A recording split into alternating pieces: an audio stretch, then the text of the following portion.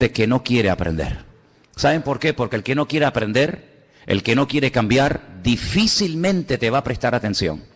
Va a estar siempre buscando, como decimos vulgarmente, las cuatro patas al gato, tratando siempre de buscar un argumento, despotricando en contra de todo o de todos, incluido Dios, para justificarse a ellos mismos. ¿Saben que hay un libro en la Biblia donde hay un hombre que comienza, entre comillas, a quejarse y a presentar argumentos de por qué está viviendo así, por qué actúa asao? Y hay un momento en el que Dios lo interrumpe y le dice: oye, Job, ven para acá, escúchame un momento. ¿Tú me vas a condenar a mí para justificarte tú? Y ahí Job se calla. Porque muchas veces decimos: no, es que yo soy así porque es que mi padre, es que mi madre, es que el gobierno, es que el diablo, es que Dios, es que el vecino, es que mi marido, es que mi madre, es que mi padre. Siempre alguien tiene la culpa menos uno mismo. Y saben, lo tremendo de la palabra de Dios es que Dios no se casa con nadie. Y Dios siempre nos señala al centro del corazón y nos indica que podemos cambiar de país, podemos cambiar de marido, podemos cambiar por fuera, lo que tú quieras, pero hasta que tu corazón no cambie. Le puedes echar la culpa a quien tú quieras, pero tarde o temprano, si no es a los 20, será a los 30, si no a los 40, si no a los 80, si no a los 100, espero. Algún día tendrás que pararte y decir: yo también me he equivocado en la vida. No todo lo que he hecho, no todo lo que he dicho, no en todo lo que he creído he acertado. Porque no hay una persona perfecta, perfecta solamente es Dios. Hay un libro muy bonito, yo les recomiendo a todos. Generalmente es un libro que se recomienda mucho a los jóvenes, pero yo se lo recomiendo a todo el mundo. Y es el libro de Proverbios. El libro de Proverbios es sabiduría puesta por escrito, para que me entiendas, ¿no? Y hay uno de los proverbios que dice: hay caminos que al hombre le parecen derechos, pero su fin son caminos de muerte. Hace muchos años escuché una anécdota de un padre que en la cama, ya agonizando, llama a su hijo y le dice: hijo, te voy a dar lo único que me ha quedado para que lo puedas heredar. Y le da un supuesto diamante de incalculable valor y le dice: mira, este diamante que tú hoy estás heredando de mí, yo lo heredé de mi padre y él del suyo. Y es algo que ha ido pasando de generación en generación. Este diamante no tiene valor, es de incalculable valor. Nunca lo vendas, nunca te deshagas de él, es una joya familiar. Bueno, el padre muere, pasan los años y el chico se ve en una terrible necesidad económica hasta el punto que tiene que recurrir a la venta del famoso diamante. Cuando llega un joyero, a un experto tasador de diamantes, lo observa, echa una carcajada y le dice: esto es falso, esto no vale nada. Le dijo: no me diga eso, mi padre me lo dio a mí, fue la herencia que mi padre me dio, y esto viene de generación en generación. Y el joyero dice: mire, yo no estoy cuestionando la herencia de su padre, ni la buena intención de sus antepasados, pero yo le vuelvo a repetir que esto no es un diamante. Esto es un cristal en forma de diamante, esto es falso, esto no es de verdad. El diamante no se rompe, y si quiere le hago la prueba. Y dice, y le hace así, ¡pam!, le pega un martillazo y se rompe el diamante en 20.000 pedazos. Conclusión, moraleja: estuvieron creyendo durante generaciones en algo falso, creyendo que era algo verdadero, hasta que llegó el momento de demostrarlo. ¿Saben que en cierto sentido a mí y a muchos de los que estamos aquí nos pasó lo mismo? ¿En cuántas cosas creímos durante años, creyendo que eso era lo auténtico, lo verdadero? ¡Qué suerte tuvimos de haber nacido en el país en el que nacimos y de haber recibido la herencia espiritual o religiosa de nuestros antepasados! Porque era un honor creer en aquello. Y cuando comenzamos a comprobar las tradiciones, nuestras creencias a la luz del manual de la Biblia, nos llevamos las manos a la cabeza y dijimos: Dios mío, bendito sea tu nombre. Creímos durante años y practicamos en cosas que no eran así, que no están ni en la Biblia. Es más, hasta las prohíbe la Biblia, porque son cosas erróneas, mandamientos humanos, que se han ido reforzando, ¿verdad?, de generación en generación. Pero como alguien dijo, tarde o temprano usted tendrá que comprobar sus creencias, amigo. Tarde o temprano usted tendrá que decir: oye, ¿esto es la verdad o es mentira? Tarde o temprano usted tendrá que decir: Dios mío, ¿estoy en la verdad o he heredado una tradición, pero no una relación, una experiencia personal con Dios? Y eso nos ha pasado a muchos de los que estamos aquí. Pero claro, no leíamos la Biblia, como la inmensa mayoría de los seres humanos que no leen la Biblia. La Biblia es un libro caducado, un libro, sabe Dios, como me dicen algunos, lleno de errores. Y yo les digo, deme uno. Yo llevo más de 35 años leyendo la Biblia ahora, todos los días, y no he encontrado ni una. Y mira que me he esforzado en buscarla, ¿eh? La Biblia es un libro perfecto, es la palabra de Dios, está llena de promesas, transforma la vida. Es un mapa, es una brújula, es el GPS que Dios le ha dado a la humanidad para que no se pierda, para que no se tuerza. Ay, si ahora en Grecia, en vez de estar buscando soluciones humanas, fueran a la Biblia, Señor, ¿qué tenemos que hacer para salir de este callejón sin salida en el que nos hemos metido? Ay, si las naciones y los políticos dejaran su arrogancia y su soberbia a un lado, y esa fe que han depositado en filosofía o en libros escritos por seres humanos normales y corrientes, comprobaran a la luz de la palabra de Dios qué cambios económicos, qué cambios espirituales tienen que tomar, el mundo sería una balsa de aceite. Pero lamentablemente el hombre sigue creyendo que él tiene la solución y, como dijo el Señor, un ciego no puede guiar por el buen camino a otro ciego, porque tarde o temprano los dos, el que guía o el que pretende guiar y el que es guiado, los dos caerán en el mismo hoyo, porque están ciegos. Y el mundo está ciego, hermano. El mundo va a la deriva, porque no quieren reconocer de que se ha equivocado. Y por eso, amados hermanos, tenemos que dar infinitas gracias al Señor, porque hay un versículo en la Biblia que dice que nosotros estamos en el verdadero, y el verdadero se llama Jesucristo, el Hijo bendito de Dios. ¿Cuántos dicen amén? Quiero llevarles en esta tarde un proverbio. Hablando de Proverbios, al capítulo 18, precisamente el versículo 21, y quiero que lo leamos entre todos, si lo tienen ahí a mano, por favor. Proverbios capítulo 18, versículo 21. Esto es una bomba, ¿eh? Esto es algo tremendo. Te vas a dar cuenta del poder tan grande que Dios ha puesto dentro de nosotros, para bien o para mal, cuidado. Esto es como todo. El que inventó la dinamita, pues oye, con ella puedes matar a miles de personas, o con ella puedes abrir un hueco en una montaña y hacer un túnel para que pasen los coches o para que pase un tren, ¿verdad? Proverbios 18, 21, ¿lo tienen, hermanos? ¿Sí? Venga, vamos a leerlo en alta voz todos. La muerte y la vida están en poder de la lengua, y el que la ama comerá de sus frutos. Otra vez. La muerte y la vida están en poder de la lengua. Ay, amigo. Alguien dijo en cierta ocasión que de aquí para abajo no nos diferenciamos en nada de los animales. Todo lo que tenemos de aquí para abajo, los animales lo tienen. Pueden caminar, pueden reproducirse, pueden comer, pueden respirar. La diferencia entre el ser humano y el hombre, algunos dijo que es de aquí para arriba, porque es de aquí para arriba que nosotros podemos razonar, que podemos pensar, que podemos memorizar, que podemos hablar, podemos dialogar, podemos construir frases, poesías, poemas, oraciones, ¿verdad? Por eso dice la palabra de Dios que nuestra cabeza tiene que ser Cristo. Porque cuando la cabeza funciona es una bendición, pero qué tragedia cuando ves a una persona que la cabeza ya no le funciona. Es triste, ¿verdad? Uno dice, bueno, mira, me fallan los brazos, me fallan las piernas, me falla esto, me falla aquello, pero amigo, como te falla la cabeza, estás perdido. Pero gracias al Señor de que los cristianos tenemos una cabeza, y esa cabeza es nuestro Señor Jesucristo. A Él nunca se le va a ir la cabeza, sino más bien todo lo contrario. Ahora, yo quisiera hablar en esta tarde, porque hace unos días hablamos acerca de un personaje de la Biblia que se llama Jacob, o Jacob. Este personaje que era hermano gemelo de Esaú. Era hijo del mismo padre y de la misma madre, llamados, ¿cómo se llamaba? Isaac y Rebeca. Muy bien. La palabra de Dios, el tema de la bendición, la herencia espiritual. Y Jacob sabemos que, aunque el fin no justifica los medios, y utilizó un sistema no muy correcto que digamos, incluso llegó a engañar a su propio padre, él obtuvo la bendición. El padre lo bendijo. Y no solamente eso, sino que bueno, efectivamente vemos que más adelante, ya cuando el padre sabe que es Jacob con el que está tratando, lo vuelve a bendecir, ya van 2 bendiciones. Y en el camino dice la Biblia que Dios le habla y Dios directamente lo bendice, ya van 3. Y la Biblia nos enseña que cuando regresa del exilio, de estar en la casa de Labán, de su suegro, más de 20 años, la Biblia dice que él pelea, ¿se acuerdan? Con un varón, con un ángel. Y dice la Biblia que le dice, no te suelto, no te dejo, hasta que no me bendigas, y lo bendijo. Y ya van 4, Y entonces uno se da cuenta de que en la vida de Jacob había un montón de bendiciones, como hay bendiciones en la vida de todos y cada uno de ustedes.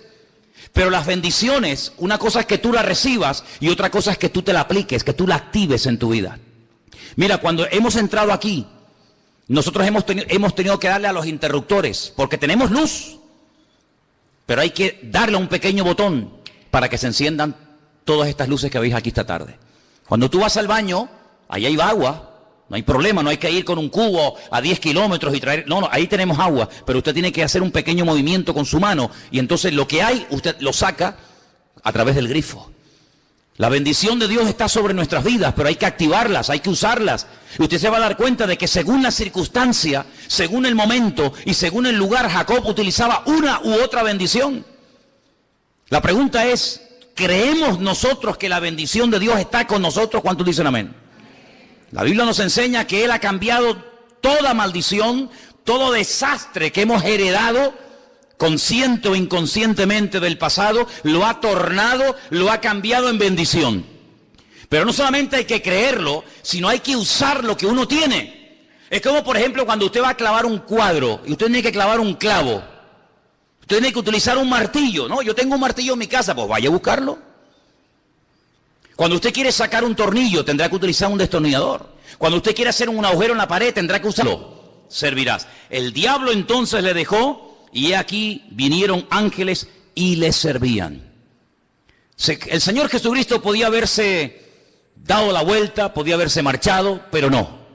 Proverbios 18:21 dice que el poder de la muerte y de la vida está en la lengua. Y el Señor lo que hizo es utilizar sabiamente la palabra correcta para que en ese momento ese ataque que él estaba recibiendo quedara totalmente neutralizado y no surtiera ningún efecto en su vida. Ok, vamos a dejar esa historia ahora. Estamos en 2015, Santa Cruz de Tenerife. 8:00 de la tarde. Usted se pregunta, ¿y a mí para qué me cuenta este hombre todo esto? Porque usted también tiene problemas en su vida, ¿sí o no? Usted tiene dificultades económicas, físicas, laborales, matrimoniales, con los hijos, de no sé qué, de no sé cuánto. Muy bien, ¿qué hago entonces? ¿A dónde voy?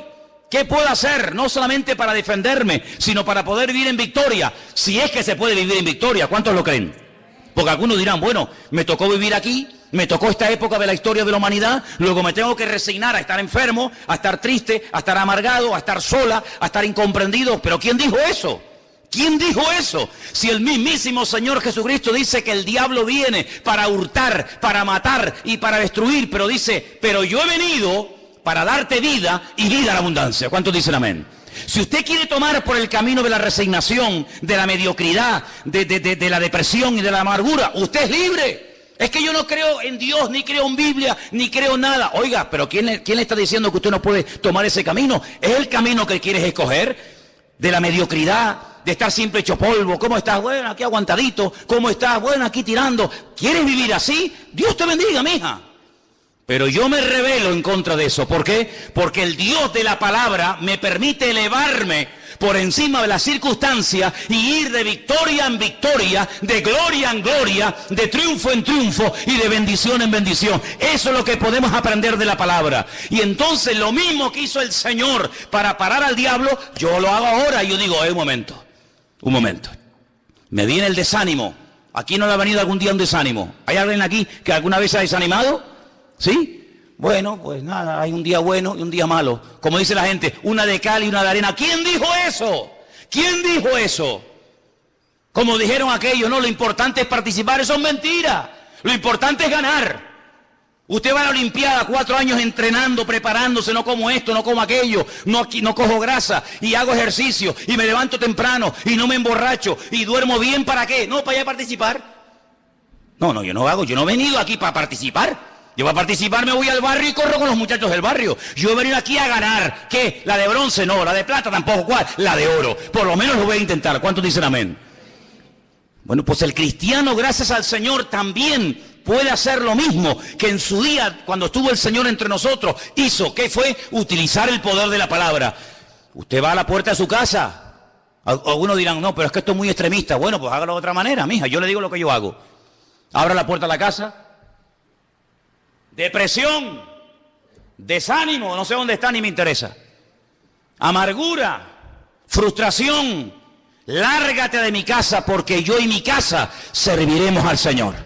Te mandas a mudar y por aquí no vuelvas nunca más. Vete a donde quiera, pero aquí en mi casa está la bendición de Dios. ¿Cuántos dicen amén? Apláudele fuerte al Señor en esta tarde, hermano.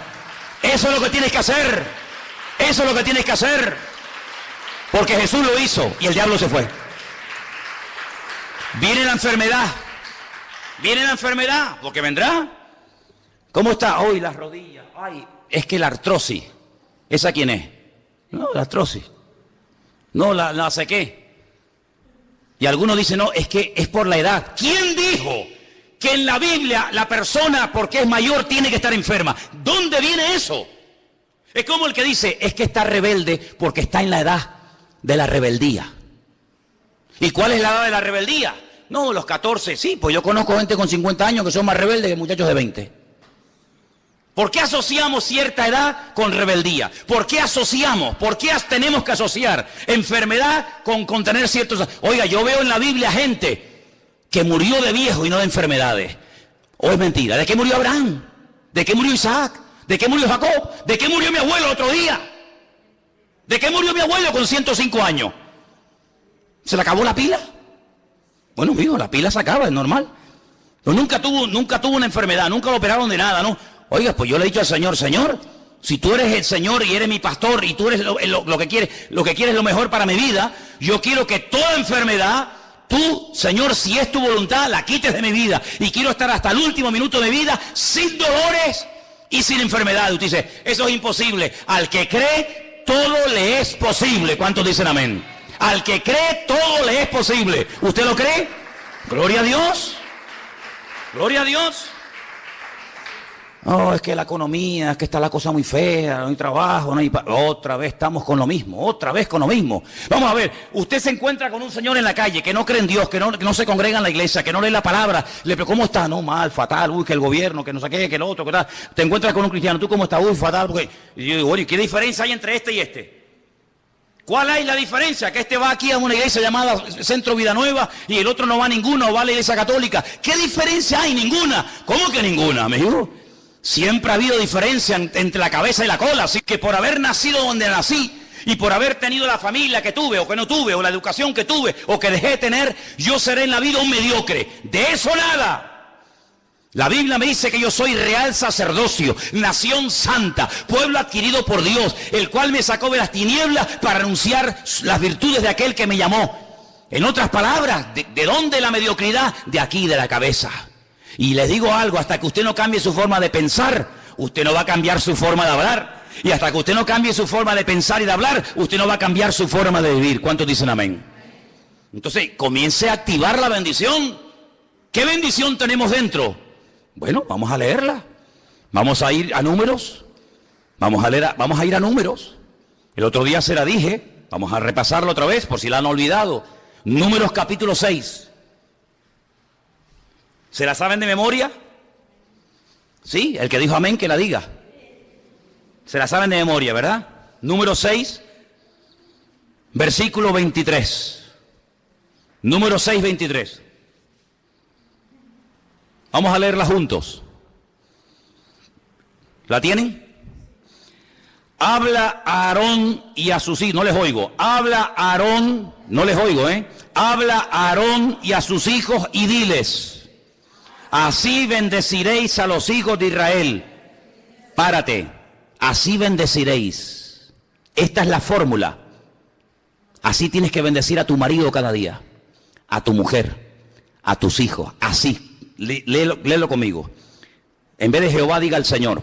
Dígalo así. El Señor te bendiga y te guarde. El Señor haga resplandecer su rostro sobre ti y tenga de ti misericordia. El Señor alce su rostro sobre ti y ponga en ti paz. ¿Sois capaces de aprenderos esto de memoria? A ver, primera frase. El Señor te bendiga y te guarde. El Señor te bendiga y te guarde. Otra vez. El Señor te bendiga y te guarde. Otra vez. El Señor te bendiga y te guarde. Ya está. Segunda.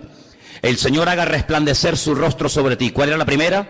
El Señor te bendiga y te guarde. Segunda. El Señor haga resplandecer su rostro sobre ti y tenga de ti misericordia. Tercera, el Señor alce su rostro sobre ti y ponga en ti paz. ¿Hay alguna cosa mala aquí en estos versículos que usted haya leído? Que todo te vaya mal, que vayas para atrás como el cangrejo, que pierdas el trabajo, la salud, la mujer, los hijos. ¿Hay algo negativo aquí? Oye, yo todo lo veo buenísimo. Que el Señor te bendiga. Dios, pues si el Señor me bendice, la bendición de Dios es la que enriquece el alma. El Señor te bendiga y te guarde. ¿De guarde de qué? Dígame algo que nos tiene que guardar el Señor. De lo malo, de la enfermedad, de tropiezos, de accidentes. Ah, amigo. Es decir, sí, de todas esas cosas negativas. Es decir, si el Señor me bendice, a continuación me va a guardar. Luego, aunque viva un santero encima de la puerta de arriba de mi casa, yo no le voy a tener miedo a él. Él me va a tener miedo a mí. No, es que todas las noches matan gallinas y echan sangre. A mí como si mata un elefante. Me tiene sin cuidado. ¿O no le metimos una paliza a todos los santeros cubanos que fueron a destruirnos la iglesia del Puerto de la Cruz? Salieron con el rabo entre las patas. ¿No se acuerdan ustedes o qué? Vamos a destruirte a ti, a tu mujer, a tu familia y a tu iglesia. Le dije, ¡ah, que no! Así le dije a aquel, ¡ah, que no! Te vas a ir de aquí dividido y arruinado. Y todavía están corriendo. ¿Y saben dónde me lo encontré? En el aeropuerto de José San Martín, se llama, ¿no? El aeropuerto allá. Allí me lo encontré en Cuba. Fíjate a lo lejos que lo mandamos. Del Puerto de la Cruz lo mandamos para allá, para Cuba. Allí estaba. Ahí encuruñado, ahí pagando los dólares para poder salir del país.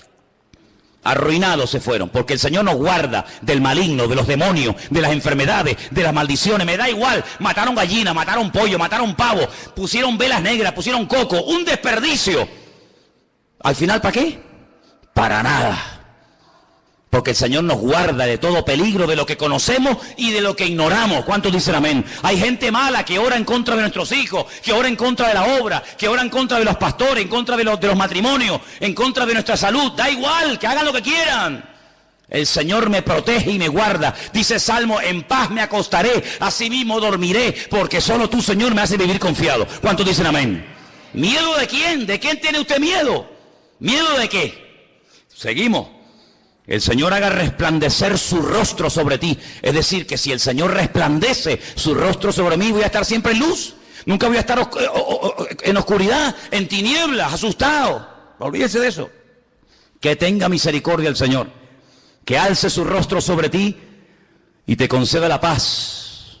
Esta era la bendición que una vez al año todas las tribus de Israel tenían que ir a Jerusalén, para que cuando salía el sumo sacerdote de la presencia del Señor, extendiera sus manos sobre el pueblo, y allí estaba la gente con los ojos cerrados, inclinados, y allí decía el Señor, decía el sacerdote, Yebereja Donai Bishmereja, Yaira Donai Panaj Aleja Bijuneca, Yisá Donai Panaj Aleja Beyasele Hashalom.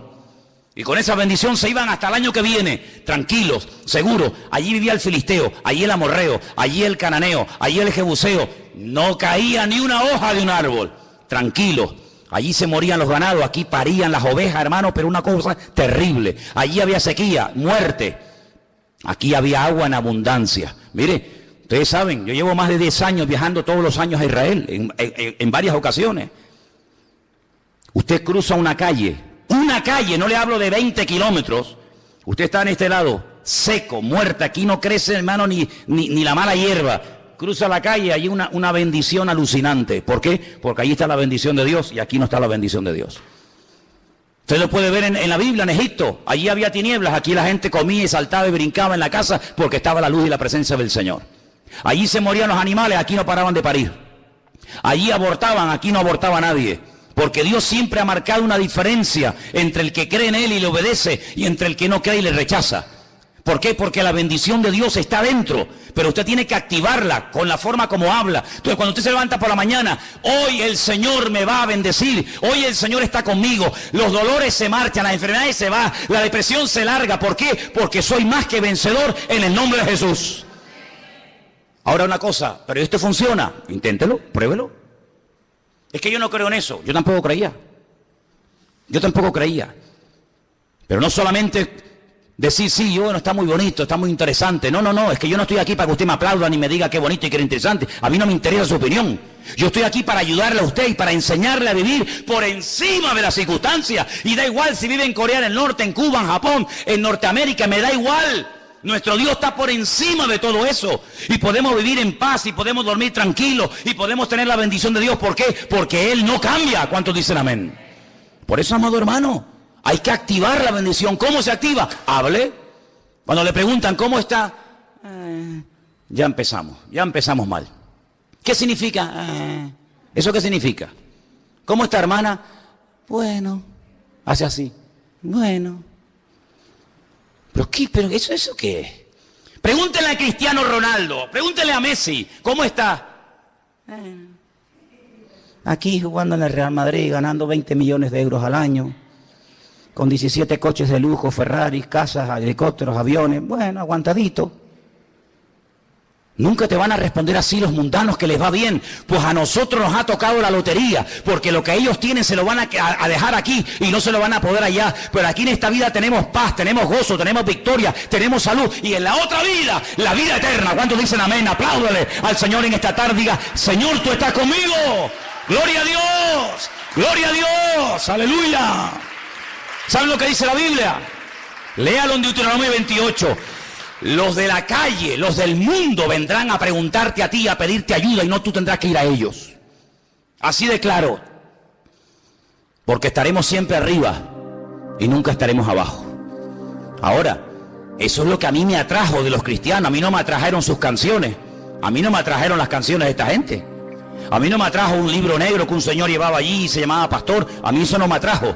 A mí lo que me atrajo, yo digo, Dios, pero una de dos, o están locos o tienen algo que yo no tengo y me gustaría tenerlo. Esa era mi conclusión. O están locos como cabras y se creen sus mentiras y por eso están como en el mundo de Yupi, o realmente el loco soy yo y ellos tienen algo que a mí nunca me enseñaron ni lo pude conseguir en ninguna parte. Y le dije a Dios, Dios mío, ayúdame, yo quiero cambiar, yo quiero conocerte, yo quiero vivir en paz, yo quiero vivir todo, que me quite los demonios que tengo encima, quiero dormir, quiero quitarme esta cosa que tengo encima. Y Dios lo hizo. Y hasta el día de hoy el Señor no me ha fallado. Así que active lo que lleva dentro con la forma como habla. No permita que el diablo le atrape la forma de hablar, porque el poder de la vida o de la muerte está en la lengua. ¿Cómo está? Bien. Y su matrimonio en bendición. Y tus dolores, mis dolores, yo no tengo ningún dolor. El Señor está conmigo como poderoso gigante. Y tu depresión, no sé, se mandó a mudar, no sé por dónde anda, ni me interesa. Mira, y la artritis, no sé, la mandé a mudar, está en Alaska dando vueltas por allí buscando a uno, a mí no me va a atrapar. Cuando el profeta Ageo, léalo en la Biblia, es un libro chiquito, lo lee en 10 minutos. Cuando el profeta Ageo llegó un día a la ciudad de Jerusalén y vio a todo el mundo deprimido, amargado, vio a los agricultores quejándose y le dijo, ¿pero qué les pasa? Dice, es que sembramos y sembramos y sembramos y cuando llega el tiempo de la cosecha no cosechamos nada. Qué interesante. Cuando llegaban los ganaderos y les decía, ¿por qué están ustedes todo el día quejándose? Dice, porque cuando llega el momento de parir las ovejas, las cabras, las vacas, se mueren todas. No tienen fuerza y se mueren en el parto. Entonces comenzó a averiguar y se dio cuenta de que el país estaba en un estado de desánimo, de depresión, todo salía mal. Dice, trabajaban, pero era como si tiraran todo por un hueco. Y Ageo, que era un hombre de Dios, dice, aquí pasa algo, esto no es normal. Esto no es la vida de un creyente. Esto no es la bendición de Dios. Esto no es lo que Dios nos ha prometido. Dice, oye, vengan para acá. Cuando ustedes salieron del cautiverio en Babilonia, ¿se acuerdan? Sí. Salieron ya hace 16 años. ¿Qué hicieron con todo el dinero? ¿Qué hicieron con todo el material que los reyes paganos les dieron para construir, o reconstruir, mejor dicho, el templo de Jerusalén, la casa de Dios en aquel momento? ¿Qué hicieron con todo eso? Dice, bueno, no, hábleme claro. Dice, nosotros no hemos reconstruido la casa de Dios. ¿Ah, no? No. ¿Ah, que no habéis movido ni un palo para construir el templo de Jerusalén? No. Pero mire, ¿y tú dónde vives? Y él veía las casas y la vida que se estaba pegando a aquella gente. Se habían gastado todos los recursos para ellos. Y Ageo le dice, pero ¿por qué no habéis movido ni un solo dedo para levantar la casa de Dios? Y le respondían todos, parece que se habían puesto todos de acuerdo, porque aún no ha llegado el tiempo de levantar la casa de Dios. Y Ageo decía, no, vaya hombre. Es decir, el tiempo para Dios no ha llegado, pero para construir tu casa y para pegarte la gran vida, para eso sí hay tiempo, ¿no? ¿Cuánta gente hoy en día Lo invitas al culto. Hoy nos pasó. Y la gente te dice, es que yo no tengo tiempo para esas cosas. Ah, no tienes tiempo. No tienes tiempo para esas cosas, pero tienes tiempo para lo tuyo y para esto y para aquello. Ageo les dice, si se ha parado, si se ha detenido la lluvia del cielo, si las cosechas son un desastre, si los animales abortan en los campos y si os ha ido mal, no es por culpa de Dios, que es lo típico, sino es porque ustedes han invertido el orden y se han puesto ustedes primero y han dejado a Dios a la cola. Háganlo al revés. Háganlo al revés. Inténtenlo. Dedíquenle tiempo a Dios. Suban al monte, cortan madera, comiencen a construir la casa de Dios. Y algunos decían, sí, pero la casa, el templo que le vamos a construir a Dios no se va a comparar con aquel maravilloso templo que Salomón construyó en su época. Y el profeta le decía, sí, pero no se preocupen. El tema no está en el tamaño del templo, sino que el Señor les dice hoy a ustedes, la gloria postrera de esta casa será mayor que la primera. Y entonces el profeta Ageo lo que está tratando de enseñarle al pueblo en aquel tiempo era, tienen que cambiar el chip, mi hermano, tienen que cambiar la forma de pensar, la forma de hablar, porque el poder de la vida y de la muerte, ¿dónde está? ¿En el bolsillo? ¿En el banco? No, está en el poder de la lengua. Y ustedes están hablando negativamente y han traído al pueblo ruina, depresión, miseria y pobreza. Pero comiencen a dar gloria a Dios. Comiencen a bendecir el nombre del Señor. Comiencen a cantar en medio de la tormenta. Comiencen a alabar a Dios en medio de los problemas. Y ya verá cómo ese ambiente, esa atmósfera contaminada se transforma en tiempos de gloria y de bendición de Dios. ¿Cuántos dicen amén? Tenemos dos opciones. Sí, bueno, España está mal. Ya no es lo que era. No hay trabajo. Mira la juventud. Mira no sé qué. Pero bueno, para eso no hay que ser muy listo para hablar así. Pero es que a mí no me interesa eso. Yo no estoy aquí para ser parte de la masa y terminar hablando como ellos. Yo estoy aquí para decir que mi Dios es más poderoso que cualquier circunstancia negativa o cualquier problema. ¿Por qué? Porque vendrán contra nosotros, pero el que está en nosotros es mayor que el que viene contra nosotros. ¿Cuántos dicen amén? Hay un hombre en la Biblia que se llama Sama, casi un desconocido. Algunos dirán, nunca le he oído. No, ya, seguramente que no. Sama es un hombre que tiene un campo chiquitito de lentejas, un pequeño terreno que ha heredado de su familia. Él está trabajando un día en el campo, ve venir a los soldados y todos los agricultores, todos los compañeros salen corriendo y Sama se queda allí, saca la espada y se pone a pelear y le dicen, pero ¿cómo es posible que tú te hayas jugado la vida por un pequeño terreno insignificante lleno de lentejas? Dice, porque este es el terreno que Dios me ha dado. Dice que se le quedó pegada la espada en la mano, formaba parte el brazo de la espada o la espada del brazo. En otras palabras, lo que Dios te ha dado, defiéndalo, no tires la toalla, no te rindas. Ese hijo no lo entregues a la muerte, ese matrimonio, ese cuerpo que Dios te dio, pelea, activa la bendición de Dios. No te resignes diciendo, bueno, ahora esto es lo que me ha tocado. No, ¿cómo que es lo que me ha tocado? Yo solamente acepto y recibo lo que mi Dios me manda. Y lo que no viene de Dios lo rechazo y lo echo fuera en el nombre de Jesús. ¿Cuántos dicen amén? Y llegaré un momento en el que tendré para prestar a los demás. Usted dice, dígalo conmigo. Si lo cree, si no lo cree, cállese la boca. Yo creo, Señor, más fuerte. Yo creo, Señor, que tú me bendecirás tanto que podré ayudar a otras personas. Porque tu bendición está conmigo. Ahora dígalo usted solito. Yo creo, Señor, ahí fuerte, que tú me darás tanto y me bendecirás tanto que podré ayudar al que está en necesidad. ¿No te gustaría? No me digas que no es más bonito dar que recibir, porque el que recibe es porque está necesitado. El que da es porque le sobra. Bueno, ¿a cuánto le gustaría vivir dando siempre a los demás? Pues dígalo ahora. Proverbios dice, el poder de la vida o de la muerte, el destino está en su boca. Señor, yo declaro que quiero vivir dándole a los demás. ¿Cuántos dicen amén? ¿Usted quiere vivir sano? ¿De verdad? Pues dígalo conmigo. Yo declaro, Señor, que mi cuerpo, que tú lo has creado, estará sano y fuerte hasta el último día de vida, en el nombre de Jesús. Pues mire, hermano, y usted dice, pero no puede ser tan fácil. Por eso la gente no se lo cree, porque es muy fácil. Y por eso la gente hace locuras y usted ve que se crucifican y que se dan con un látigo y van caminando por acá, porque parece que lo difícil, lo duro, lo que tiene que pagar un precio una persona es lo verdadero y lo fácil. Pero claro, déjeme que le diga algo. nos resulta tan fácil porque la parte difícil, la parte dura, ya la hizo Él. ¿Cuántos dicen amén?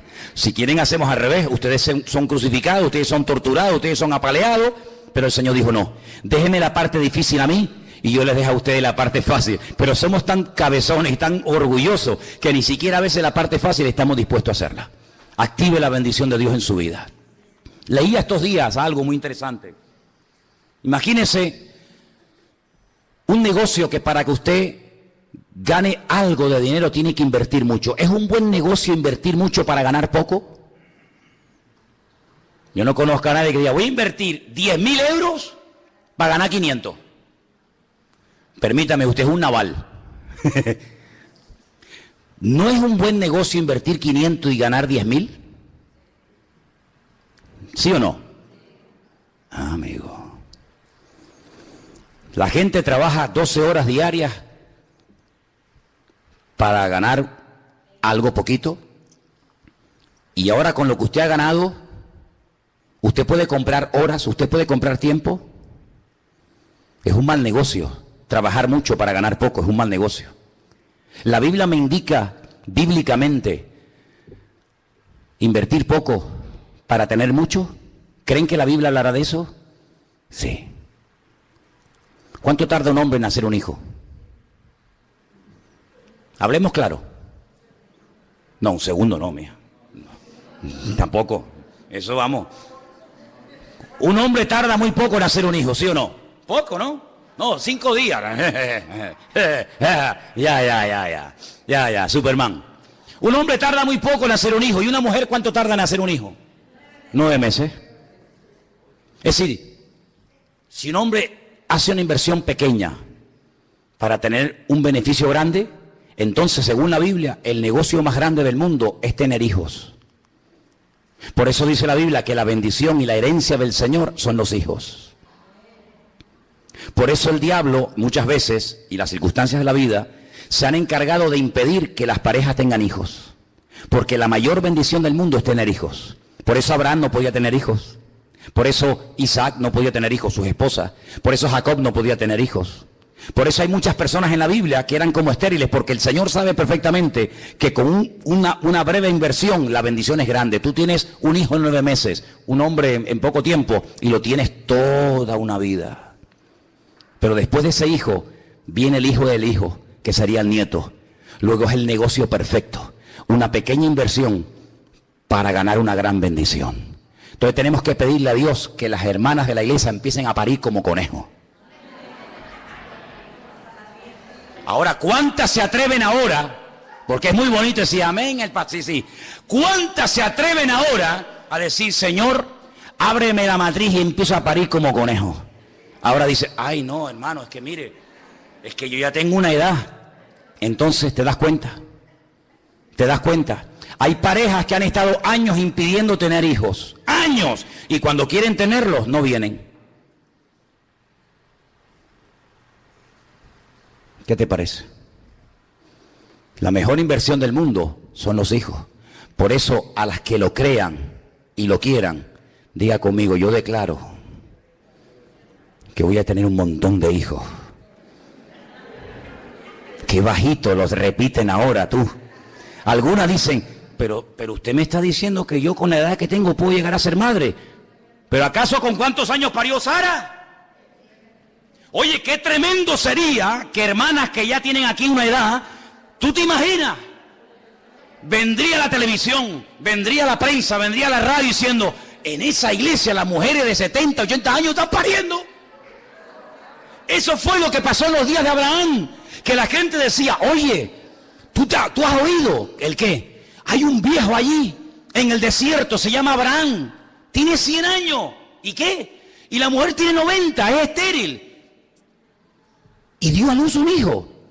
Y se convertían la gente un montón y venían a la tienda de Abraham a decir cómo. Y él era un momento que aprovechaba para dar testimonio. El mundo ya no se va a convertir por palabras. Ese tiempo pasó. El tiempo va a ser impactado cuando vea que nosotros verdaderamente vivimos lo que creemos. Y amados hermanos, ¿cuántos años estuvo Isaac ¿Cuántos años tuvo Isaac y Rebeca esperando tener hijos? Un montón de años, hasta que un día oraron. Y cuando oraron, el Señor abrió la matriz y comenzó a parir. Entonces, amado hermano, yo pongo este ejemplo como podría poner cualquier otro, pero no permita, no se resigna a decir, bueno, esto es lo que me tocó. No, lo que me tocó no. Mi Dios es un Dios productivo, mi Dios es un Dios de salud, mi Dios es un Dios de paz, mi Dios es un Dios de prosperidad. No, pero es que yo siempre he vivido de una forma mediocre. Pues rebélese en contra de eso, caramba. Rebélese en contra de eso. Porque la bendición de Dios es tuya, no es algo que es una lotería. Bueno, a mí no me tocó, a él sí le tocó. No. La Biblia dice en el libro de los Hechos que en la iglesia primitiva no había ningún necesitado. Pero bueno, serían poquitos, no me digas poquitos. Mire, empezaron con 120. Un día predica Pedro, se convierte en 3,000 personas. A los pocos días se convierte en 5,000. ¿Cuántos van ya? 8,120, que eran poquitos. Dice, y no había ningún necesitado entre ellos. En una masa de 8,000 no había ningún necesitado. Pues no. ¿Y cómo puede ser que en una iglesia de 40 haya tantos necesitados? Y en una masa de 8,000 no hay ningún necesitado. Algo así aquella gente que tenemos que comenzar a hacer nosotros. Y es activar la bendición de Dios. Mi familia va a ser una familia bendecida. Mis hijos, los más bendecidos del mundo. Mi cuerpo, un cuerpo sano. Hermano, yo digo una cosa, esto tiene dos opciones. O lo creo o no lo creo. No hay término medio. Bueno, no sé. Bueno, usted decide hoy.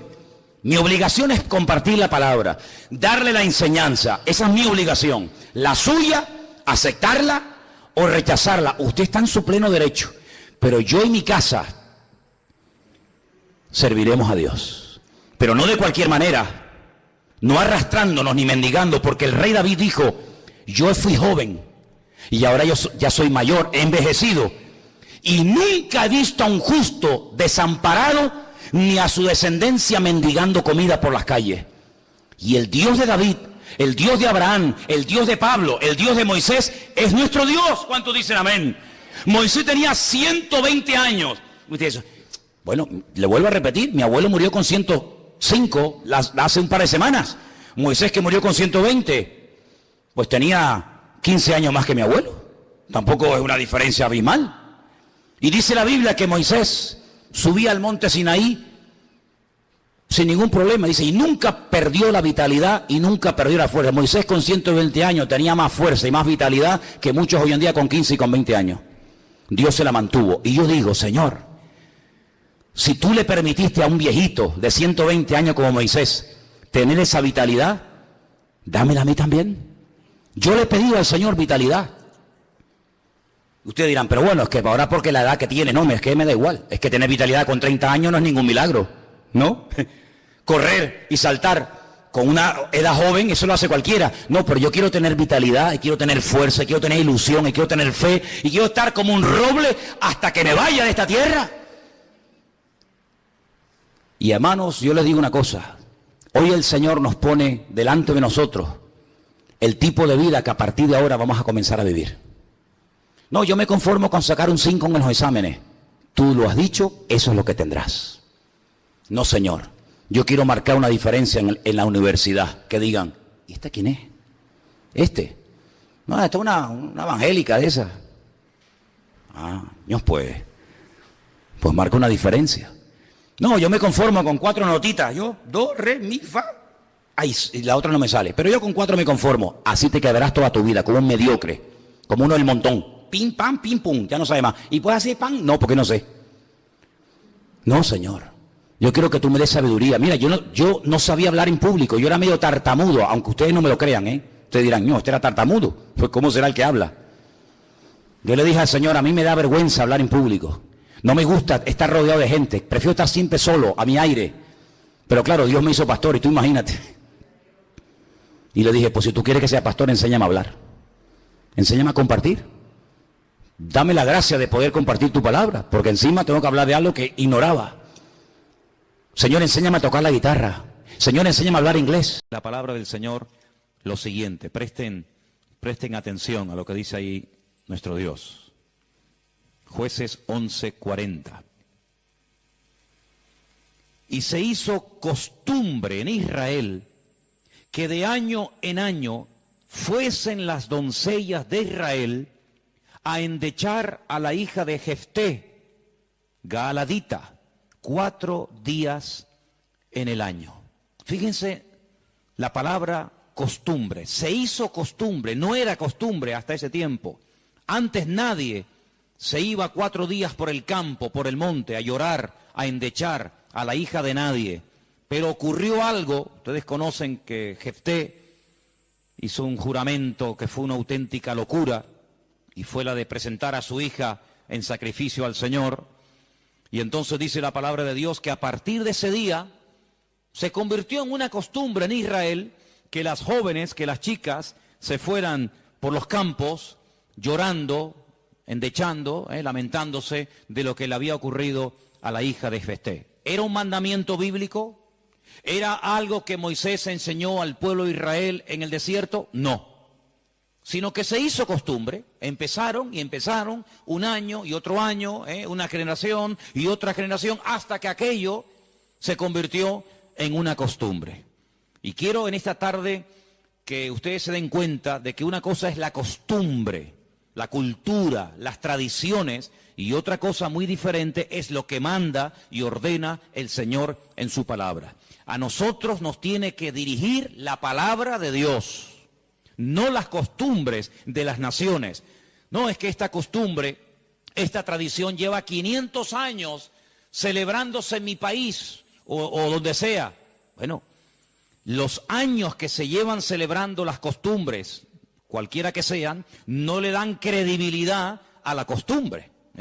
Durante muchos siglos era normal salir a una plaza pública y torturar o quemar a una persona, y todo el mundo iba como si fuera un espectáculo público, ¿verdad? Porque era la costumbre de la época. Bueno, pero eso no significa que como era la costumbre, pues está bien. Cuidado, la palabra costumbre, hábito, aparece desde un punto de vista positivo y desde un punto de vista negativo. Por ejemplo, la Escritura dice en el Evangelio según San Lucas que el Señor Jesucristo, conforme a su costumbre, iba el sábado a la sinagoga. Bueno, pero es que hay costumbres buenas, ¿sí? Y hay costumbres malas. En este caso era una costumbre que no tiene nada que ver con la palabra, pero como ya la gente lo hacía, pues el otro lo hacía y el otro lo hacía, y yo creo que ya después de años ni la gente sabía realmente el origen de esa costumbre, pero ya como que formaba parte de la cultura de la época. Quédense con ese detalle. Nos vamos al libro de Isaías, capítulo 2. Libro de Isaías, capítulo 2, versículo 6. Y dice lo siguiente, un texto, por cierto, muy interesante. Isaías 2, versículo 6. Ciertamente tú has dejado tu pueblo, la casa de Jacob, porque están llenos de costumbres traídas del oriente y de agoreros, como los filisteos que pactan con hijos de extranjeros. Uno de los reproches que el profeta Isaías lanzaba en la época en la que él le tocó servir al Señor en su ministerio es que ustedes se han llenado de costumbres que no son costumbres con una base bíblica.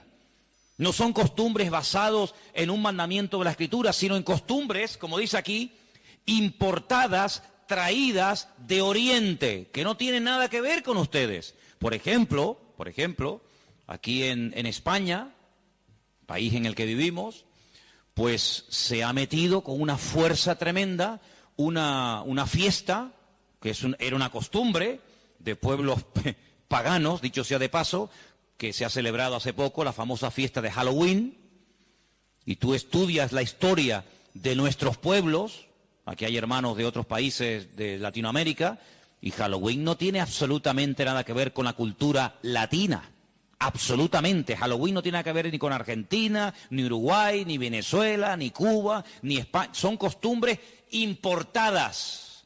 Costumbres que no tienen nada que ver con nuestra cultura, pero a base de repetirlas y practicarlas un año y otro año, como que ya forman parte de una de las muchas fiestas que hay a lo largo del año. Eso precisamente es lo que dice el profeta Isaías en su época. Ustedes han abierto la puerta y se han llenado de costumbres traídas de Oriente, que no tienen nada que ver con ustedes.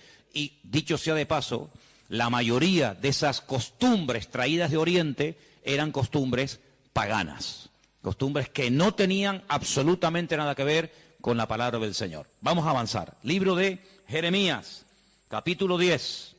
Jeremías, el capítulo 10, leemos lo siguiente, versículo 3. Jeremías 10, versículo 3. Miren qué texto tan interesante.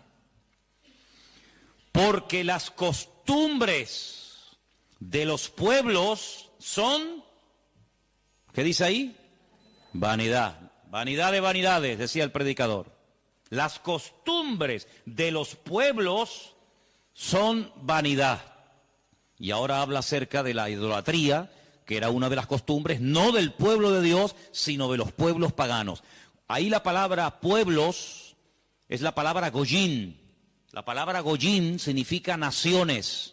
Cuando se habla de Israel, se menciona Israel, para que no haya género de duda.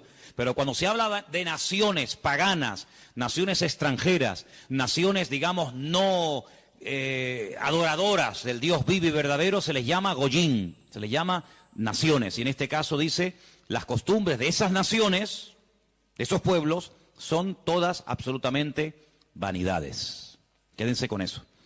Vamos a leer un versículo en Ezequiel, profeta Ezequiel, un libro que no sé por qué no se suele leer mucho, pero tiene textos y historias muy interesantes. En el capítulo 11 de Ezequiel, el capítulo 12, dice así: sabréis que yo soy el Señor, porque no habéis andado en mis estatutos, ni habéis obedecido mis decretos, sino que según las costumbres de las naciones que os rodean, habéis hecho. Las costumbres de las naciones que les rodean, esas son las que ustedes están practicando. No los estatutos, ni decretos, ni fiestas, ni celebraciones que nuestro Dios ha ordenado en su palabra, sino que todo lo contrario. Hay momentos, ustedes seguramente han leído esos pasajes, donde los profetas, tratando de convencer, de sacudir al pueblo de Israel, les decían, a ver, vamos a ver, díganme ustedes un pueblo, una nación que haya cambiado sus dioses, que hayan dejado sus idolatrías por nuestro Dios. Ninguno, ninguno. Los egipcios, mira que vieron milagros los egipcios, porque las famosas 10 plagas de Egipto eran milagros, eran demostraciones del poder de Dios, ¿sí o no? Totalmente. Dejaron los egipcios al convencerse de que sus dioses no servían para nada, que hicieron el ridículo. Dejaron los egipcios su idolatría para creer en el Dios de los hebreos, en el Dios de Moisés, ¿sí o no? Para nada. Es más, cuando salen de Egipto, ¿qué hace el faraón? Vamos a perseguirlos, vamos a atraparlos y llevarlos otra vez a Egipto para que sean nuestra mano de obra. No se convirtieron, no se arrepintieron. Y mira que vieron la gloria de Dios, un río lleno de sangre. Bueno, eso es algo tremendo. Cruzaban la calle y allí la gente tenía luz y alegría y vida. Y a este lado, muerte, los animales se morían llenos de úlceras, llenos de llagas, miseria, pobreza, muerte. Oiga, aquí hay una diferencia. Esta gente pinta con sangre de cordero las puertas de la casa y no se muere nadie. Y nosotros, los poderosos egipcios, incluido el faraón, se mueren todos los primogénitos. ¿Te parece poca diferencia? Y así podríamos hablar de otra, ¿verdad? ¿Se convirtieron? ¿Dejaron su idolatría por el Dios de Abraham, de Isaac y de Jacob? No. Daniel, en Babilonia, ¿cuántas veces vieron la gloria de Dios a aquella gente? Vieron a Daniel sobrevivir toda una noche y no ser atacado por los leones cuando lo metieron en el foso, ¿se acuerdan, sí o no? Vieron a aquellos 3 jóvenes que les habían cambiado el nombre, que no se quemaron dentro del horno de fuego. ¿Cambiaron? ¿Recapacitaron? Ninguno. Dice, ¿cómo es posible que ustedes habéis podido comprobar que ninguna nación ha dejado sus dioses, su paganismo, para creer en nuestro Dios, y sin embargo ustedes sí lo han hecho? Dejaron al Dios vivo y verdadero para adorar a Moloch, a Milcón, a Astaroth, a Asera, a Baal. ¿Cómo puede ser eso? Pues eso fue lo que pasó. Ellos cambiaron al Dios verdadero por aquellos dioses, y dice el profeta Ezequiel en este pasaje, todo eso que habéis hecho son las costumbres de las naciones que les rodean, pero ustedes, en vez de influenciarles a ellos, que ellos se conviertan a ustedes, ha pasado todo lo contrario. Ustedes se han terminado convirtiendo a ellos. Han adoptado su forma de vivir, su forma de adorar, su forma de cantar, su forma de comportarse. Y esto es algo realmente increíble, porque esto no ha pasado nunca, nunca en la historia de la humanidad. Una nación ha dejado el paganismo, ha renunciado 100% a toda esa mentira y ha abrazado la fe única y verdadera. Sin embargo, ustedes tenían al verdadero y lo han abandonado. Otros profetas utilizaban el término han adulterado, han sido infieles a vuestro Dios. ¿Para adorar a quién? Al Dios de las moscas, al Dios de los excrementos, como hay por ahí un Dios también en la Biblia que se llama el Dios de los excrementos, para adorar a las criaturas en vez de adorar al Creador. Increíble, increíble. Entonces, los profetas que hemos leído, Jeremías, Isaías, Ezequiel y también en el libro de Jueces, dicen que todo eso, esas costumbres, son todas vanidades.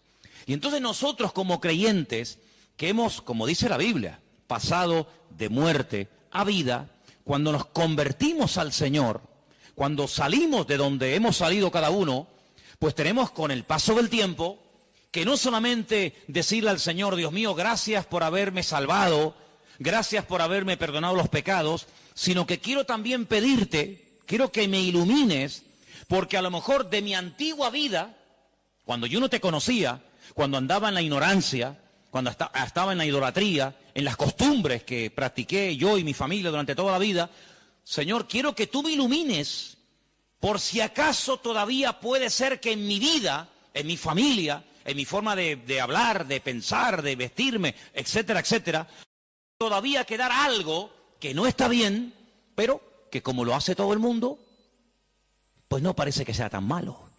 Porque si os dais cuenta, hermanos, hay cosas que se hacen hoy en día que están mal. Pero sin embargo, como las hace todo el mundo, no se ven mal. Por ejemplo, a mí una de las cosas que me llama la atención, cuando voy a lo mejor a algún supermercado, es que de un tiempo a esta parte, en la parte donde está todo lo que es los puros y los cigarrillos y todo esto, es increíble. ¿Os habéis dado cuenta lo que ponen como advertencia en las cajas de cigarrillos? El cigarrillo mata, el cigarrillo produce enfermedades pulmonares, cáncer y esto y lo otro. Pero ¿quién hoy en día iría por la calle poniéndole una multa a una persona por fumar? Nadie. ¿Por qué? Porque como lo hace todo el mundo, ya forma parte de una vida normal, pues no se ve tan mal. Pero cuidado, el que lo haga mucha gente no significa de que esté bien, ¿sí o no? Entonces puede ser que a lo mejor algunos de ustedes en algún momento se ha sentido, perdonen la expresión, como un bicho raro en su puesto de trabajo, con los amigos, con la familia, con los vecinos, ¿sí o no? Porque resulta que todo el mundo ve bien, pues ciertas y determinadas cosas que cuando vamos al manual, cuando vamos a la palabra de Dios, resulta que no solamente están mal, sino que incluso son pecado y abominación ante los ojos de Dios. Vaya usted a una manifestación de miles y miles y miles de personas a favor del aborto y párese en esa marcha y diga que el aborto es un crimen, que es un asesinato y que eso es una abominación delante de Dios. ¿Lo matan? ¿Sí o no? ¿Lo matan? Párese usted en una manifestación donde están llevando a una virgen, a un patrón, a un santo y diga, ¿pero qué estáis haciendo? Si nuestro Dios prohíbe todo esto, si eso es abominación delante de nuestro Dios, si en la base mínima, que son los 10 mandamientos, ya se prohíbe categóricamente todo esto, ¿te matan? ¿Por qué? Porque es que esto se ha practicado. Y claro, después ves ahí al alcalde, y ves al teniente alcalde, y ves al concejal de no sé qué, y ves a fulanito de tal, y incluso al rey, y ves a la reina, y ves a la... Entonces parece que como que no está tan mal, porque lo practica mucha gente. Y quiero decirte, querido hermano, que en algún momento de tu vida puede ser que tú te sientas como que vas contracorriente. Como que la gente como que no te entiende y como que tú estás en otra frecuencia, en otra onda, y es como algo imposible de que lleguen a un entendimiento. Pero al fin y al cabo yo pregunto, hermanos, ¿nosotros a quién tenemos que agradar? ¿A quién tiene que agradar usted? ¿A nuestro Dios, sí o no? Bueno, pues si por agradar a Dios me pongo en contra de la familia, ¿estás dispuesto a pagar el precio? ¿Para qué te vas a bautizar? Con la edad que tú tienes. Si a ti ya te bautizaron tus padres cuando eras pequeñita, no lo pueden entender. Pero saben, hermanos, nosotros, repito, primero a quien tenemos que rendir cuentas a nuestro Dios. Y en segundo lugar, tarde o temprano, como dije el domingo pasado, la fe. Y cuando hablo de la fe, yo no me refiero solamente a la creencia, sino me refiero, cuando hablo de la fe, también aglutino nuestro estilo de vida. Porque nuestra fe es un estilo de vida. Somos diferentes, ¿sí o no? Somos diferentes. Somos diferentes a la hora de hablar, a la hora de pensar, a la hora de reaccionar ante una situación. Somos diferentes, lo queramos reconocer o no, somos gente diferente. Eso incluye también el concepto fe. No solamente que creo en un Dios, en un cielo, en un infierno, en la Biblia como palabra de Dios, sino que la fe me lleva a una serie de cambios. Bueno, pues en ese paquete de mi estilo de vida, yo tengo que pararme y decir, ¿lo que estamos haciendo forma parte de una base bíblica o de costumbres que se han ido traspasando de padres a hijos, de generación en generación, y yo, como he formado parte toda la vida, evidentemente, de este sistema de vida del mundo, pues las he incorporado como algo normal, pero nunca me paré a preguntarme si lo que yo estaba practicando, si lo que yo estaba creyendo era de Dios o era algo totalmente antibíblico. ¿Quién te convenció a ti? ¿Cuándo te diste cuenta de que adorar imágenes no era de Dios? Algunos de ustedes lo hicieron toda la vida. Pero llegó un momento en el que dijiste, esto no es de Dios, ¿sí o no? El que fue ladrón, el que fue drogadicto, el que practicó la prostitución o cualquier otro pecado. Hay un momento en la vida en el que a la luz de la Escritura, oyendo los mensajes, las predicaciones, leyendo la Biblia, el Espíritu, ¡pam!, te golpeó, ¿sí o no? Te tocó y dijiste, que va, yo no puedo seguir por este camino. Y cuanto más profundices en la Biblia, cuanto más profundices en la palabra, te das cuenta de que uno tiene que cambiar en todo, en todo. Forma de hablar, a veces, ¿por qué no decirlo?, hasta en la forma de vestir, ¿sí o no? Hombre, vamos a ver, si por ejemplo una chica que está ejerciendo la prostitución esta tarde se convirtiera al Señor, seguramente la forma como esa chica se viste, que está diseñada para seducir, para atraer, para llamar la atención, pues cuando esa chica se convierta al Señor, lo más probable es que el Espíritu le ponga en su corazón que la forma como viste, pues es una forma que tiene una finalidad, pero que esa finalidad en absoluto la tengo que llevar a cabo en un culto. Por lo tanto, seguramente, en un momento determinado, el Señor le pondrá en su corazón, oye, vístete un poco más decentemente, más ¿sí o no? Seguramente que sí. Y el que toda la vida ha estado robando o toda la vida ha estado haciendo daño, seguro que el Espíritu le va a hablar en ese área de su vida. Pero luego hay otras cosas, como hemos leído, costumbres, que como que no las vemos tan mal. Y hemos visto a la luz de la palabra de Dios, solamente les di 4 textos, están ahí grabados por si los quieren después volver a leer, 4 versículos donde tenemos que analizar y preguntarnos las costumbres, no los mandamientos, las costumbres que estamos llevando a cabo son bíblicas, son de Dios. Y ahora vamos a pasar al tema que la gente nos pregunta mucho por internet. ¿Qué opinan ustedes acerca de estas fiestas navideñas? ¿Puede un cristiano? ¿No puede un cristiano? ¿Está bien esto? ¿Está bien aquello? Bueno, lo primero que tenemos que partir de la base es la siguiente. Nadie, absolutamente nadie, desde que el cristianismo o desde que Cristo vino a este mundo, y mira que lo han intentado, nadie sabe exactamente el día en el que nació el Señor Jesucristo. Nadie. A lo largo de la historia se ha especulado, incluso si ustedes se meten a estudiar este tema, incluso algunos llegaron a predicar y a enseñar en sus respectivos congregaciones o ministerios que Jesús nació entre marzo y abril. Otros entre septiembre y octubre. Y así diferentes opiniones. Por lo tanto, partimos de la base de que, lógicamente, el Nuevo Testamento porque el Antiguo no te lo va a decir, porque no había nacido. El Nuevo Testamento en ninguna parte te dice exactamente el día en el que el Señor Jesucristo nació. Nadie sabe absolutamente nada. Sí sabemos que murió en una época en la que los judíos estaban celebrando una fiesta llamada la Pascua. Sí sabemos que hay una fiesta que nosotros la conocemos como Pentecostés, que su nombre original es Shavuot, la fiesta de las semanas, que el Señor la utilizó para que en esos días, en ese día concretamente, pues aquel grupo que había en aquella casa fueran llenos del Espíritu Santo. Eso sí lo sabemos. También podemos saber con exactitud que el Señor Jesucristo, la noche que fue entregado y en ese lapsus de entre una hora y otra, y fue a ser crucificado, se estaba celebrando la fiesta de los panes sin levaduras que se unía a la de la Pascua. Todo eso está clarísimo. Y sabemos pues cuándo hay que celebrar la fiesta de la Pascua y la fiesta de Pentecostés y la fiesta de los tabernáculos. Todo eso lo sabemos porque está estipulado en la Biblia. Y te dice, contarás desde tal día a tal día, tantas semanas. ¡Pum! Y eso es matemático. Pero en cuanto al nacimiento de Cristo, la Biblia no nos da ninguna información exacta de cuándo nació. ¿Por qué?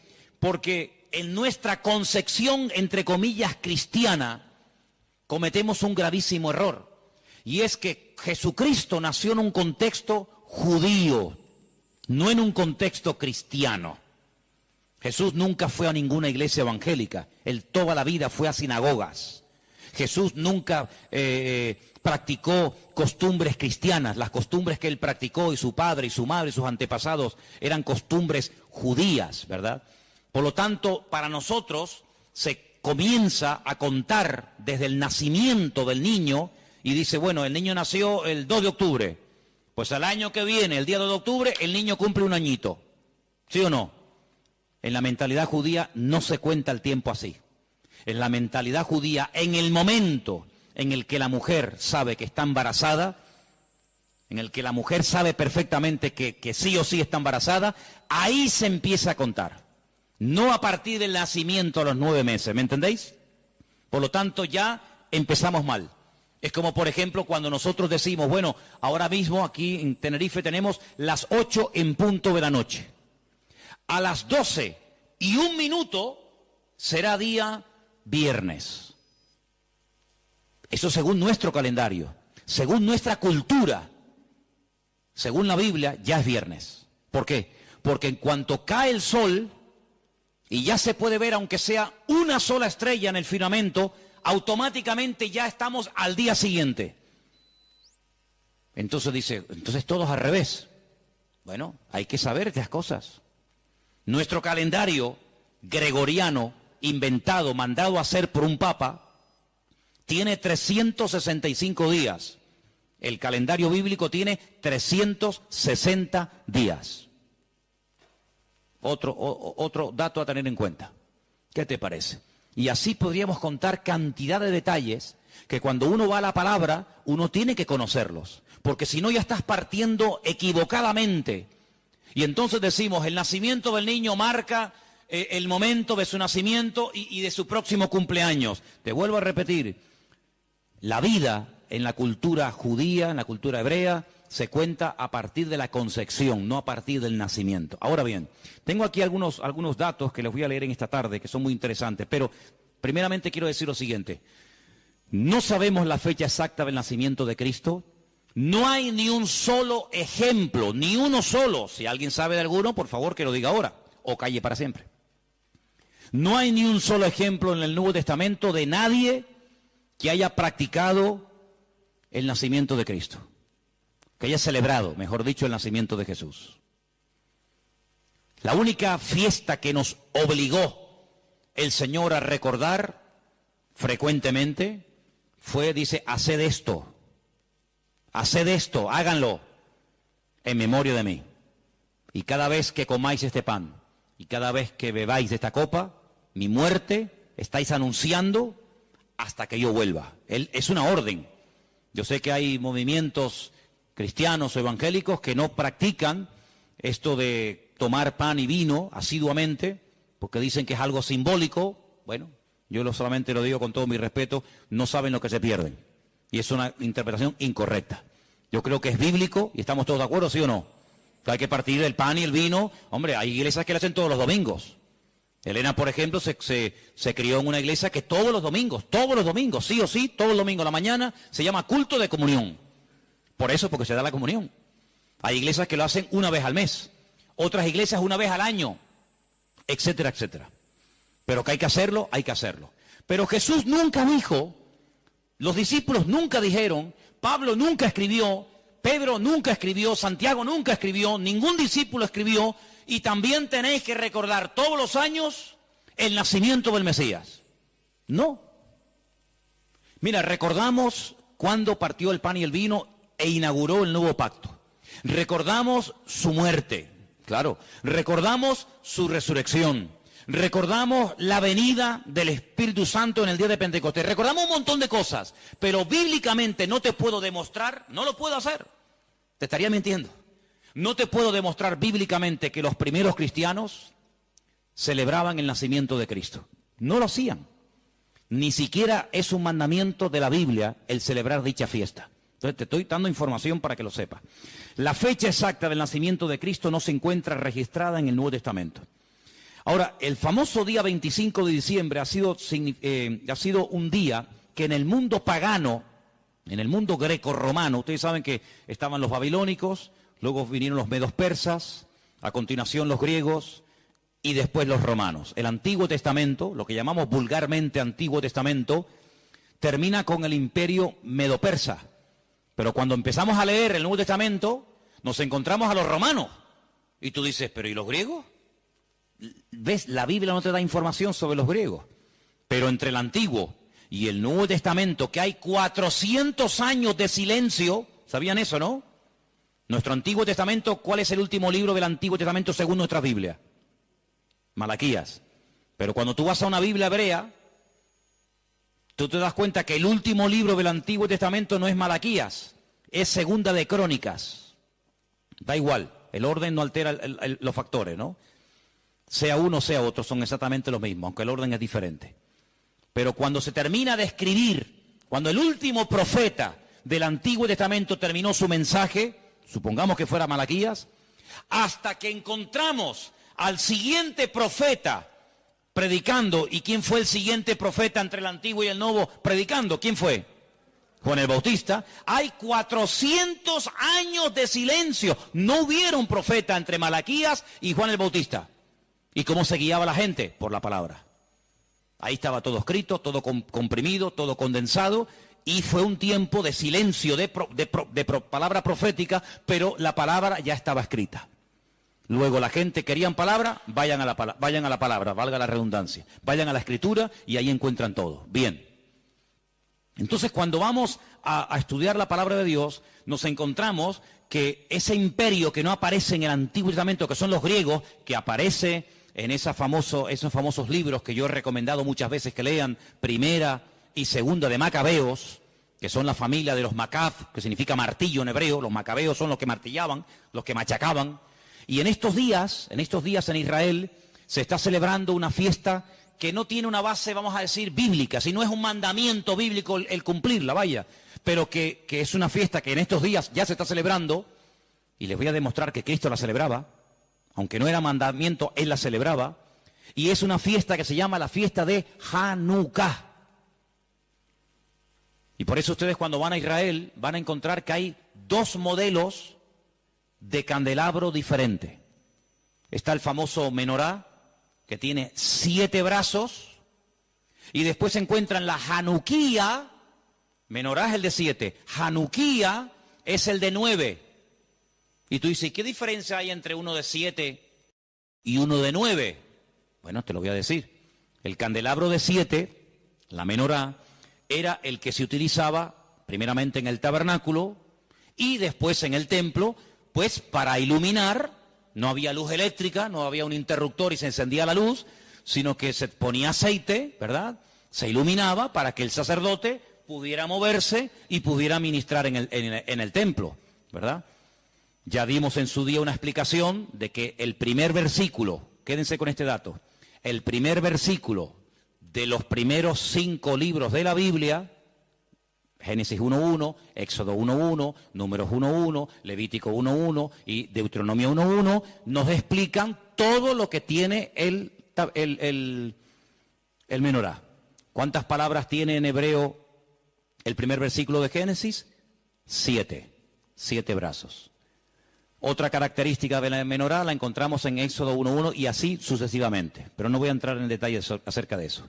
Pero en la época de los seleucidas, en la época de los griegos, déjeme que les cuente algo de historia, que es bueno saberlo. Cuando Alejandro Magno muere, dicen que era homosexual, no dejó descendencia. Es el único imperio que pervive después de la muerte del emperador, pero no en sus hijos, sino en sus generales. Por eso Daniel, cuando está en Babilonia, dice que él vio a un leopardo con 4 cabezas. Y las 4 cabezas son los 4 generales que cuando Alejandro Magno muere, se reparten en 4 pedazos el mundo que había conquistado Alejandro Magno, ¿verdad? Uno de los trozos que se reparte tenía que ver con Israel. Y allí estaba el famoso Antíoco Epifanes, que era terrible, terrible. Ese fue el que se atrevió a meter a un cerdo dentro del lugar santísimo y sacrificarlo y de esa manera, humillar y avergonzar a Dios y en fin, tantas cosas, ¿no? Esa es la famosa abominación desoladora, la profanación del lugar santísimo. En esa época de los griegos había una familia compuesta por una serie de hermanos que se propusieron restaurar la vida política y espiritual de Israel. Los griegos dominaban, el templo lo habían convertido en un gimnasio, habían impedido los sacrificios y aquello era un desastre. Esta familia se levanta, primero un hijo, después el otro hermano, todos murieron como mártires, es una historia tremenda. Y estos macabeos, que no se llamaban macabeos, sino una especie de apodo, los que martillaban, los que golpeaban, pelearon militarmente, cuerpo a cuerpo con los griegos y los derrotaron, los vencieron, los echaron de Israel y restauraron el culto en el templo. Pero resulta que el aceite que se utilizaba para las lámparas del candelabro, en este caso de la menorá, no llegaba, porque lleva un proceso y se tarda un tiempo en elaborar ese aceite específico para la menorá. Había muy poco aceite. ¿Qué ocurrió? Oraron al Señor y el Señor hizo que la poca aceite que quedaba durara milagrosamente más tiempo de lo que habitualmente duraba. A partir de ese momento, para recordar el milagro de que el Señor permitió que el aceite durara más tiempo de lo habitual, se comenzó a celebrar la fiesta de la Hanukkah, la fiesta de las luces, la reinauguración del templo. Entonces, en esta época del año, para recordar ese milagro, se enciende con la vela del centro, cada día una vela diferente, hasta llegar a 9 velas, porque ese fue el tiempo que duró el aceite. Y eso es lo que significa la fiesta de Hanukkah. Ahora ustedes pueden ver, dice, y Jesús subió al templo a la fiesta de la dedicación del templo. Y tú dices, ¿qué fiesta es esa? Porque ahí no dice Pascua, ahí no dice Pentecostés, ahí no dice Tabernáculo, dice a la fiesta de la dedicación del templo. Pero si el templo ya estaba inaugurado cuando Cristo vivía. Pero era la fiesta en la que se recordaba la reinauguración del templo cuando los macabeos derrotaron a los seleucidas, a los griegos, y entonces esa era la fiesta de Hanukkah que Cristo la celebraba, Juan capítulo 10. Entonces Cristo, que sabía la historia de esa fiesta, dice, yo soy la luz del mundo. Y la gente sabía lo que estaba diciendo, porque así como este aceite, esta luz se enciende, yo soy ahora la luz del mundo. Y posteriormente a sus discípulos le dice, y ahora también vosotros sois la luz del mundo. Y todo está basado en algo que pasó en aquel tiempo. Entonces, cuando vamos al Nuevo Testamento, nos encontramos que nos dice la Biblia quién gobernaba en el Imperio Romano en el tiempo del nacimiento de Cristo.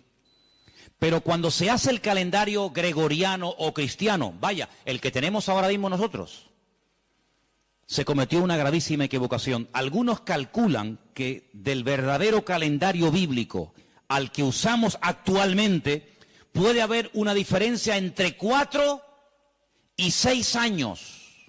Es decir, que en vez de estar ahora en el 2015, estaríamos ahora 4 años o 6 años más de lo que estamos. Y eso es bueno saberlo, porque la Biblia nos da datos acerca de lo que va a ocurrir en cada tiempo, y por eso estamos viendo profecías cumplidas nosotros en este momento, que tú dices, pero no me encaja el tiempo. Claro, no te encaja el tiempo si te llevas por el 2015, pero si te llevas por el calendario bíblico, te encaja todo de una forma maravillosa, porque Dios no se mueve con el calendario inventado por don Gregorio, sino Él se mueve por el calendario inventado y creado y dado por Él en su bendita palabra. ¿Cuántos dicen amén? Entonces, sigo leyendo esto que está muy interesante. La historia de la Navidad parece tener los primeros antecedentes entre el 320 y 353 después de Cristo. Es decir, que hasta el 350 y pico después de Cristo, ningún cristiano, ninguna iglesia practicaba o celebraba lo que vulgarmente llamamos la Navidad.